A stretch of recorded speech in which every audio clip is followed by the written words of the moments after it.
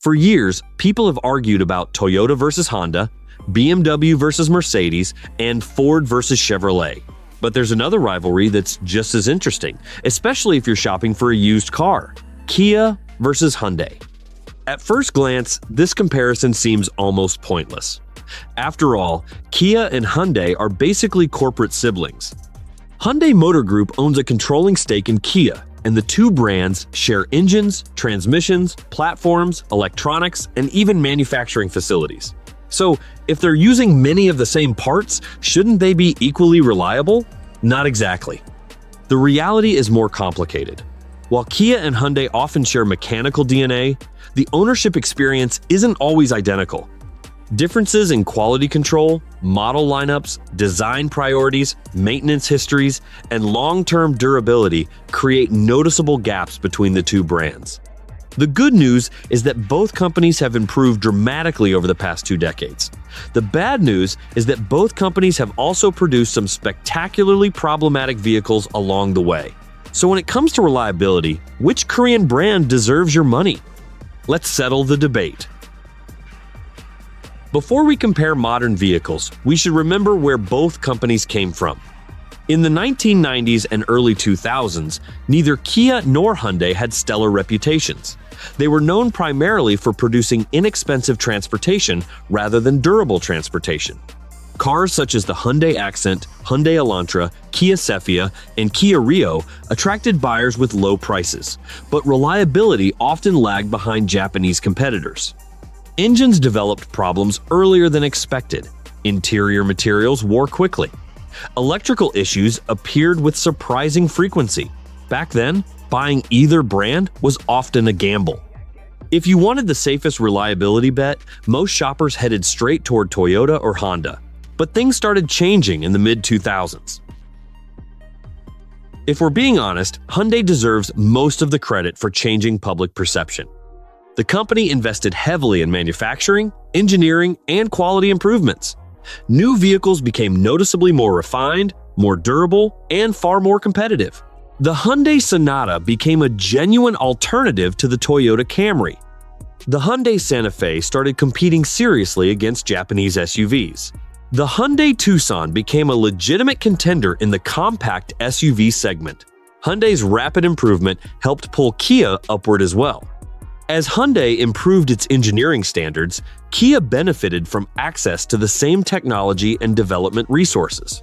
In many ways, Hyundai became the responsible older sibling that helped Kia grow up. While Hyundai focused heavily on mainstream buyers, Kia took a different approach. Kia became the brand that emphasized bold styling. Vehicles like the Kia Sportage, Kia Telluride, Kia K5, and Kia Stinger suddenly made people stop and look. The problem is that exciting designs don't automatically translate into reliability. Historically, automakers that chase flashy styling sometimes sacrifice long-term durability. Fortunately for Kia, that hasn't usually been the case. Many modern Kia vehicles have proven just as reliable as their Hyundai counterparts. However, there are exceptions, and those exceptions matter. Any honest discussion about Kia and Hyundai reliability must address the elephant in the room. The Theta 2 engine, this engine family, became one of the most infamous power plants either company has ever produced. Found in numerous Hyundai and Kia vehicles throughout the 2010s, these engines developed a reputation for bearing failures, excessive oil consumption, knocking noises, and catastrophic engine seizures. Owners often found themselves needing complete engine replacements. Some vehicles failed before reaching 100,000 miles. Others failed shortly after crossing that milestone. It became one of the largest reliability controversies either company has faced. The important thing here is that both brands suffered. This wasn't exclusively a Hyundai problem. It wasn't exclusively a Kia problem. The same basic engineering issue affected vehicles wearing both badges. If you're shopping used, models equipped with certain Theta 2 engines remain some of the biggest caution flags in either lineup. In this category, neither brand wins. Both deserve criticism. One reason Hyundai often edges out Kia in reliability rankings is simple. Hyundai tends to be slightly more conservative. Its vehicles are often designed with broader appeal in mind. The styling is usually less aggressive. The engineering choices are sometimes less ambitious. That may sound boring, but boring can be wonderful when reliability is the goal. Cars that avoid unnecessary complexity often age better. A Hyundai Elantra may not generate as much excitement as a Kia K5. A Hyundai Tucson may not look as dramatic as a Kia Sportage, but long-term ownership frequently rewards simplicity. It's difficult to break things that aren't trying too hard. Kia's recent success has come largely from bold decisions. The company embraces aggressive styling. It experiments with unique interiors. It pushes technology into vehicles earlier. That strategy attracts buyers. Unfortunately, newer technology can create additional failure points. Touchscreens fail. Sensors fail. Electronic modules fail. Advanced driver assistance systems occasionally malfunction. None of this means Kia is unreliable. It simply means that aggressive innovation sometimes introduces more opportunities for things to go wrong. When reliability is your number one priority, cautious engineering usually wins over flashy engineering. Let's compare some of the most popular SUVs from both brands. The Hyundai Tucson and Kia Sportage are mechanical cousins. They share many major components. Reliability between the two is remarkably close. However, some owners report that the Tucson's slightly simpler approach tends to age slightly better. The Hyundai Santa Fe and Kia Sorento tell a similar story. Both can be excellent family SUVs.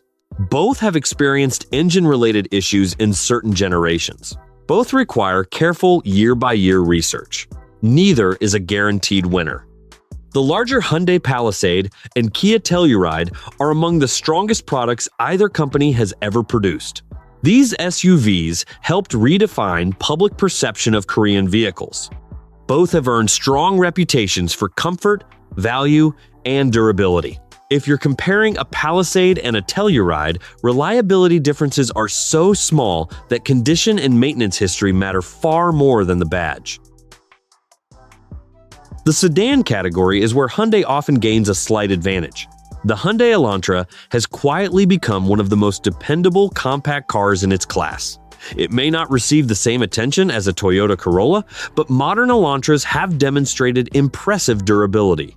The Hyundai Sonata has also improved substantially compared to earlier generations. Meanwhile, Kia's sedan lineup has become more exciting. The Kia Forte and Kia K5 look fantastic. Many buyers prefer their styling. But reliability data tends to show Hyundai maintaining a small edge in consistency. It's not a knockout victory. Think of it as winning by points rather than a first-round knockout. Both companies deserve tremendous praise for their warranties. The famous 10-year or 100,000-mile powertrain warranty transformed how consumers viewed Korean vehicles. The warranty helped reassure buyers who remained skeptical about long-term reliability. Some critics argue that generous warranties exist because manufacturers expect problems. Others argue that companies wouldn't offer such warranties if they expected constant failures. The truth probably lies somewhere in the middle. Either way, both Kia and Hyundai benefit equally here. Neither gains a reliability advantage. If you're buying brand new, the reliability gap is relatively small. If you're buying used, Hyundai starts pulling ahead. Why? Because Hyundai owners often fit a more conservative demographic, many Hyundai vehicles spend their lives commuting, hauling groceries, and doing ordinary family duties. Kia vehicles, especially sportier models, sometimes attract more enthusiastic drivers. That doesn't mean every Kia is abused.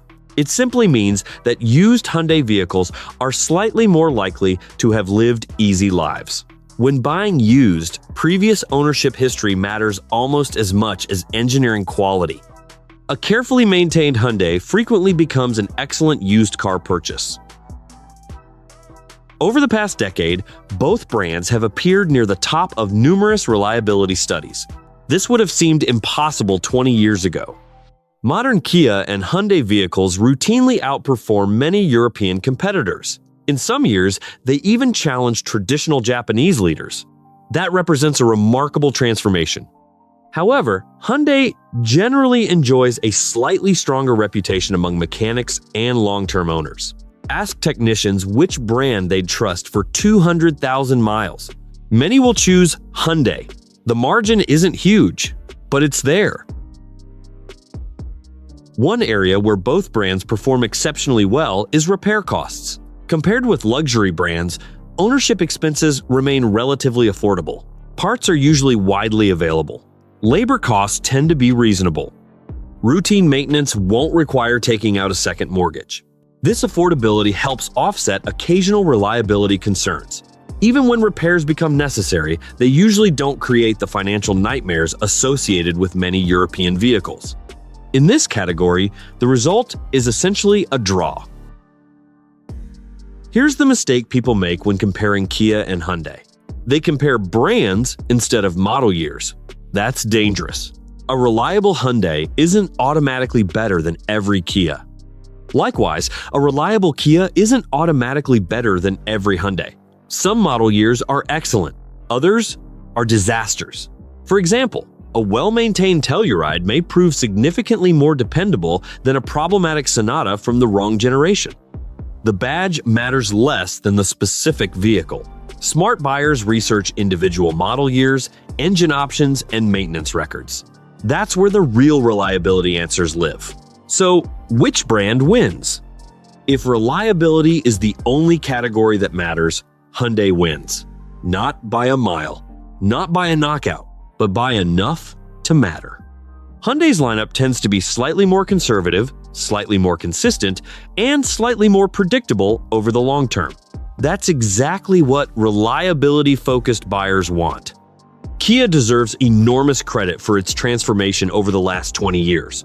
Modern Kias are vastly better than their predecessors, and often rank among the best values on the market. But Hyundai generally delivers fewer surprises. And in the reliability world, fewer surprises are usually a good thing. That said, neither brand reaches the near-bulletproof reputation of the best Toyota and Lexus models.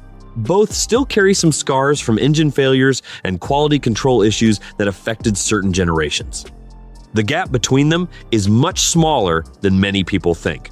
So, if we're choosing solely on reliability, Hyundai gets the nod. If styling, features, and personality matter just as much, Kia becomes a very compelling alternative. In the end, the real winner isn't Kia or Hyundai, it's the consumer. Because today's Korean vehicles are better, tougher, and more dependable than anyone would have imagined 20 years ago. If you found the video useful, be sure to smash the like button to support us. Thank you.